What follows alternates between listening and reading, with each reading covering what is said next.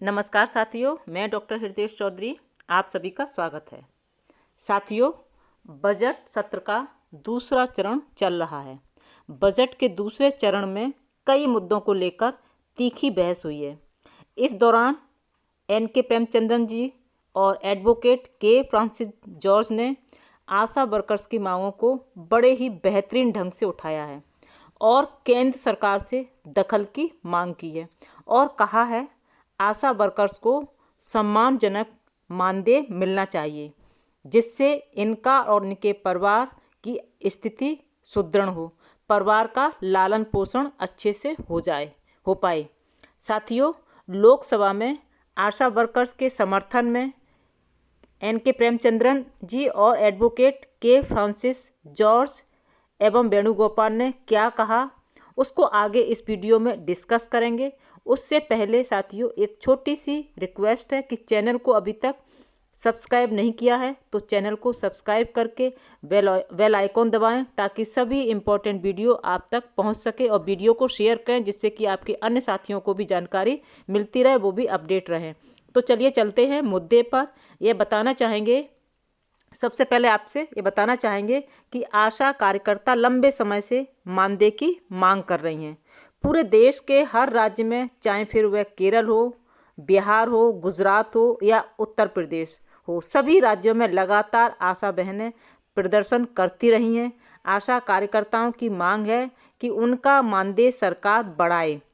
Budget सत्र के दौरान आशा बहनों के समर्थन के मुद्दों पर काफ़ी गहमागहमी भी हुई और आपको बताएं कि उससे पहले इसके बारे में आपको विस्तार से चर्चा करें, उससे पहले आपको बताना चाहेंगे कि पूरे देश में आशा कार्यकर्ता भारत सरकार के राष्ट्रीय ग्रामीण स्वास्थ्य मिशन को लागू करने में अपनी महत्वपूर्ण भूमिका निभा रही हैं।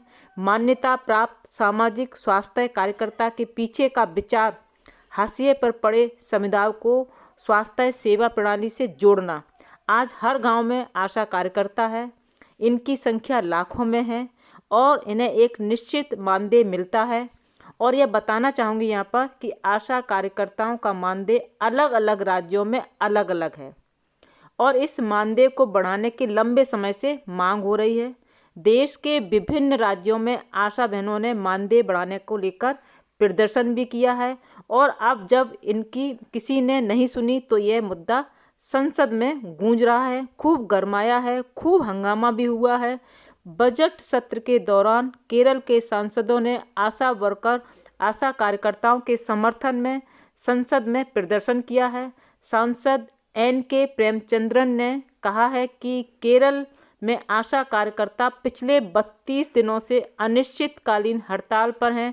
आशा बहनों की मांग है कि बेहतर मानदेय और सेवानिवृत्ति लाभ की प्राप्ति हो।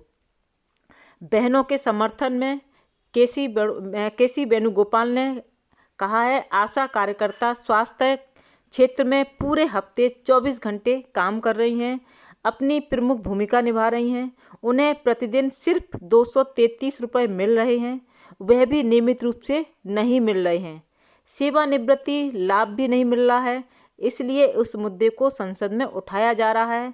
आशा बहनों के समर्थन में आए सांसदों ने मांग की है कि आशा बहनों का मानदेय बढ़कर 21,000 रुपये के साथ मांग की है और कहा है कि आशा कार्यकर्ताओं को सेवानिवृत्त लाभ के रूप में 5 लाख देने का प्रावधान किया जाए, यानी कि उनका मानदेय 21,000 और सेवानिवृत्ति लाभ 5 लाख देने का प्रावधान किया जाए। आशा बहनों की यह मांग जायज़ है, लेकिन दुर्भाग्य की बात यह है कि ना तो केंद्र सरकार और ना ही राज्य सरकार उनके साथ बातचीत करने के लिए तैयार है।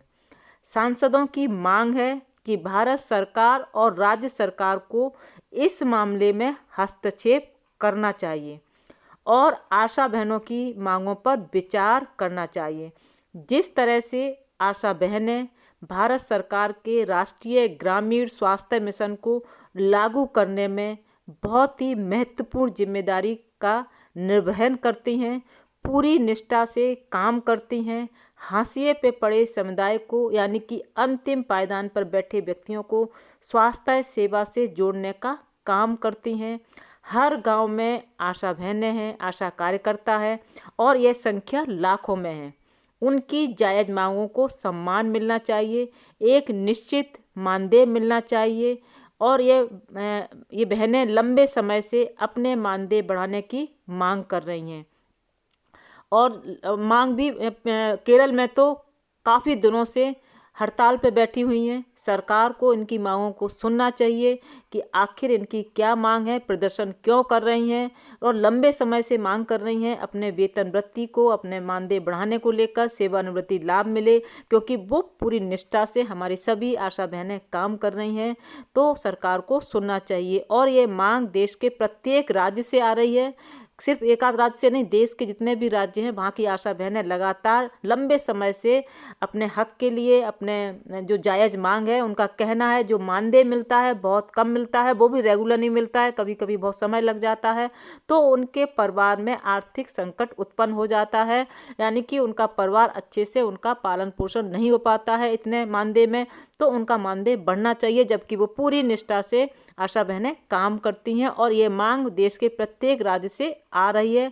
तो सरकार को हस्तक्षेप करके आशा कार्यकर्ताओं की मांगों को सुने और सम्मानजनक उनके कार्यों को मूल्यांकन कर मानदेय पर विचार करे, सेवानिवृत्ति लाभ दे। ये हमारी आशा बहनों की, आशा कार्यकर्ताओं की मांगे हैं और ये प्रत्येक राज्य से ये मांगे उठ रही हैं। उनका कहना है कि मानदेय सरकार की तरफ से कम मिलता है, तो केंद्र सरकार, राज्य सरकार आपस में ये मतलब इनके हस्तक्षेप करना चाहिए, उनकी मांगों पर विचार करना चाहिए, जिससे कि हमारी आशा बहनें अच्छे से अपना संतुष्टिपूर्ण काम कर सकें।